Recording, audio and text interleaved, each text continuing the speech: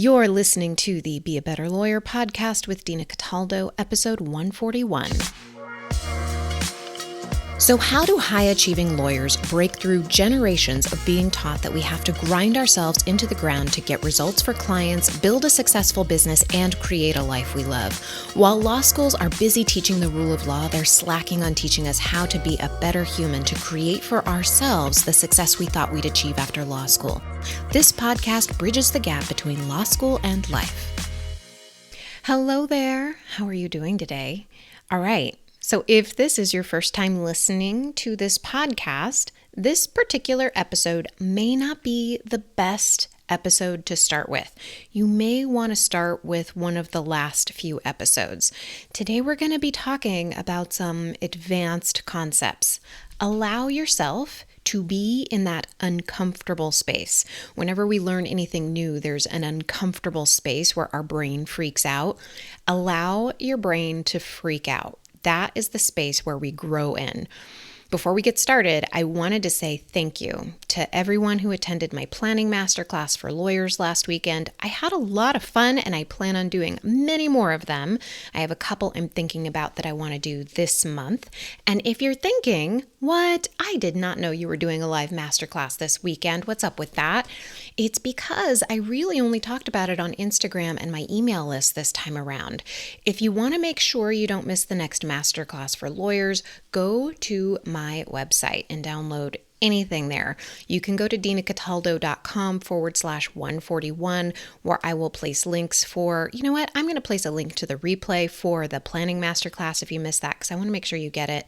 But I'll also make sure I have links to the Busy Lawyer's Guide to Getting 5 Hours Back Weekly and my recorded How to Stop Procrastinating masterclass, so you can get what you need there. Go to dinacataldo.com/141. All right, let's do this. So if you've been listening for a while, you know I talk a lot about how our thoughts create our feelings and our results.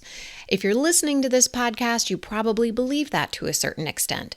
But there may be areas of your life where you think, yeah, Dina, I can totally see how that applies in some areas of my life, but that's not true when it comes to my legal practice, when it comes to my relationship, when it comes to my fill-in-the-blank issue.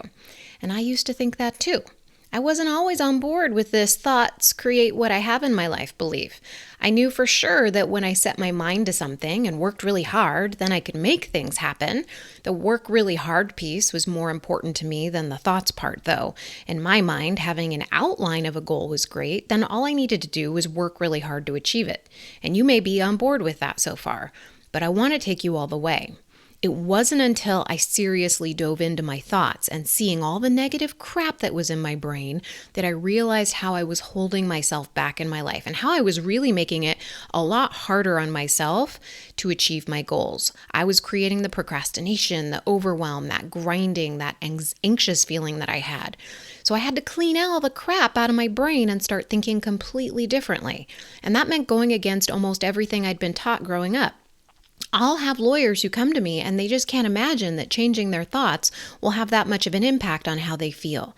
And I don't blame them. This was not taught in our school books, and our parents didn't teach us this. I mean, not the ones that I had anyway. And they wonder whether it's true that if they change their thoughts about themselves, their practice, their partner, if they change all of that, will they really stop feeling overwhelmed and frustrated and disappointed? How can working on their thoughts really improve their lives on a practical level? And if you find yourself in this boat, I want to talk to you directly. The concept I want to talk to you about today may blow your mind, but by expanding how you think about your thoughts, you may get more awareness of them and how your interpretation of situations and people in your life is everything. The concept is this: we teach our brains what to believe. Let me repeat that. We teach our brains what to believe. A belief is a thought that we think over and over again. Thoughts are just interpretations of our world. We choose the interpretations that we want to believe are true. They're usually the thoughts that are most easily available to us, the ones we hear all the time or see modeled by people around us with their actions. Those interpretations are taught to us, and many times we don't second guess those interpretations. We think they are true. I want to give you a few examples here. So here's the first example. I want you to imagine a pen. Our interpretation of a pen makes it a pen.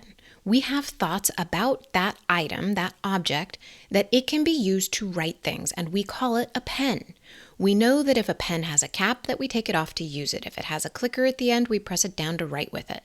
We know that a pen is based on past experiences with similar objects, right? So we know that it is a pen because we've dealt with pens before, because we've been shown exactly how to use a pen. That all feels true to us, right? Like a pen is a pen. What if it wasn't a pen? What if the pen is just something that we've made with our thoughts? We are taught what a pen is from childhood. We've seen people model how to use a pen. Now, if I have that very same pen that I've been writing with and I throw it across the room, my dog Frankie will chase it down and chew on it. He interprets that object as a chew toy. I look at it as a pen. He looks at it as a toy. He hasn't been taught that it's a pen. He hasn't been trained to interpret the object in front of him as anything other than something to play with.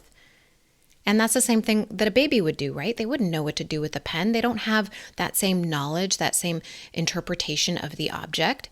That's why we keep certain things away from babies. They don't know what they are. They haven't been taught to interpret certain items as dangerous, right?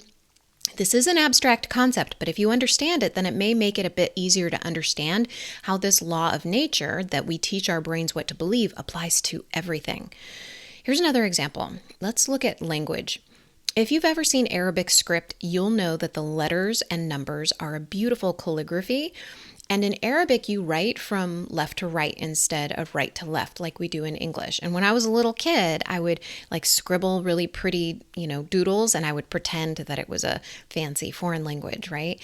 And I didn't have any interpretation around that. That was just for fun. But I want you to remember, each letter in every language that uses a script has a particular sound or multiple sounds associated with it. Each culture has adopted a different language. Some of them aren't written. Each culture adopted their language not because one was functionally better than the other one or was easier than another one. They adopted that language because that was the language on hand when the people in different regions of the world were born and then learned how to communicate with each other. People adopted what was taught to them, and it became easy for them to communicate in that language, so they kept using that language. People around them modeled how to read, how to write, how to speak the language. Okay, I want to give one more example of this to give you objectivity about your circumstances and get that point across before we move on to creating what we want to believe.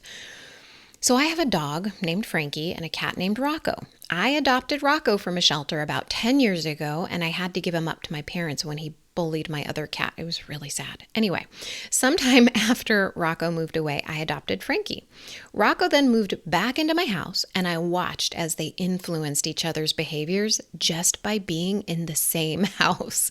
They'd watch each other, and they'd see how they interacted with the world differently than they did. Then they began adopting each other's behaviors. It started when I saw Rocco begin scarfing down his food really fast, just like Frankie does. He'd never done that before. And then Frankie jumped onto the kitchen counter after seeing Rocco do it. Then Rocco began sniffing the entire kitchen floor after every meal, like Frankie does, just to see if there's an extra morsel of food somewhere. And then I saw Frankie start pushing his way through the cat door into the garage. You see where I'm going here? Neither of these animals exhibited these behaviors before, but just by observing the other, they started to change their behaviors to be more like the other. Our unexamined beliefs are our automatic programming. They are our default setting. We adopt beliefs our parents, teachers, and coworkers teach us. And they're not always good ones. We adopt beliefs that seem to make our life easier by believing them, even if it may not be true in every single circumstance. For instance, it's not easier to speak English in the middle of Cairo. We also adopt beliefs that seem like the thing to do because we see others modeling that belief in their actions. For us, it might be seeing our coworkers stay really late at the office or working themselves to the bone or saying things like, "I'm really busy." And in this instance that I just described, my dog believes there's more food on the floor somewhere, so Rocco saw this behavior and began to believe that that's what he should be doing too. Whether or not he actually knew he was going to find more food on the floor, I don't know. Very few of us pull back and see that the thoughts we have about our world are just other people's thoughts that we've adopted. So when lawyers come to me and tell me that they want to change their habits and their life, but they can't see how their thoughts can make that big of an impact on their world, I get it. That's 100% normal. We have not been taught to get distance from our thoughts so that we can see whether or not we want to believe them. We live from unexamined thoughts like, I don't have enough time. I'm behind. I should be doing more. I should be working harder. And those unexamined thoughts are running your life. And if you aren't stopping and asking yourself if the thoughts are true, then you're missing an opportunity to change your interpretations and feel better. I have a big one here, though. All right? I'm going to get to it in a second. That word true, hang on to that. Now, you are causing unnecessary suffering by believing old thoughts. And if your brain hasn't exploded at this point, I want to take this concept one step further. Nothing that we believe is true. That's right. Nothing we believe is true. All thoughts are interpretations. There is no good. There is no bad. There's no such thing as not enough time. There's no such thing as enough time. Things and circumstances just exist in the world. Then we use our brain to have thoughts about those things and those circumstances. Our brain decides whether something is good or something is bad, or something is not enough or something is enough. Maybe you're asking, well, what about cancer? What about murder? Our feelings about either of those subjects, either of those circumstances in the world, are up to our interpretation. Remember, our thoughts create our feelings. There is no truth but the one we want to believe, the one we want to create for ourselves. Probably 99% of people will tell you cancer is a bad thing for sure. Sure, no way is it a good thing. And I would be part of the 1% who say cancer can be a good thing because of my personal interpretation of it, my knowledge that it's possible that we can use it for something good for myself and others after my diagnosis 11 years ago. And that doesn't mean that I don't also have the belief that it would be an amazing thing if we cured it. Those two beliefs can coexist. Not all beliefs can coexist, though, and I want to get to that. So I can also tell you that our society has agreed that murder is a bad thing, but I can guarantee that there are others who have a different interpretation based on their experiences. Imagine the organ recipient who receives a life-saving organ because someone was killed, or the battered woman who now feels safer because her partner is deceased, or the person who's the beneficiary of a foundation that was created as a result of someone being killed. They may feel conflicted, but that's just because they have two thoughts about the same subject, and that's okay. When having thoughts that are in conflict with one another becomes difficult, becomes something that doesn't serve us, is when we want to achieve something in our lives and there's a thought that conflicts with what we want to believe. For instance, when we want to build a business, but we have thoughts like, what will people think? I don't have enough time. I don't know how. Maybe later. All of those thoughts conflict with thoughts like, I could figure it out. I can do this. I can find the time. You can't believe both of them at the same time. Every event in our life, every event that happens in the world is neutral until we assign an interpretation to it. And maybe we even assign two interpretations to it. This may be stretching your brain here, but that's the point. Because once we see that our thoughts are being influenced at all times, then we can choose what interpretations we want to make. Once we see that we have conflicting beliefs about something, then we can take action to make change. We can decide what we want a circumstance to mean in our life. A cheating husband, what do we want to make it mean? A missed deadline, what do we want to make it mean? An emergency comes up, what do we want to make it mean? Procrastination, what do we want to make that mean? Our interpretation of any circumstance depends or determines how we feel, how we behave in the world, and what results we create. This is why it's important to question the interpretations we make every day. If you feel stuck, like you can't make progress in your life, just know that's normal for the way you're interpreting the world. This mental work that we talked about today is the same work I did on myself. I needed to question everything I thought. I needed to question my interpretations. It was not easy work.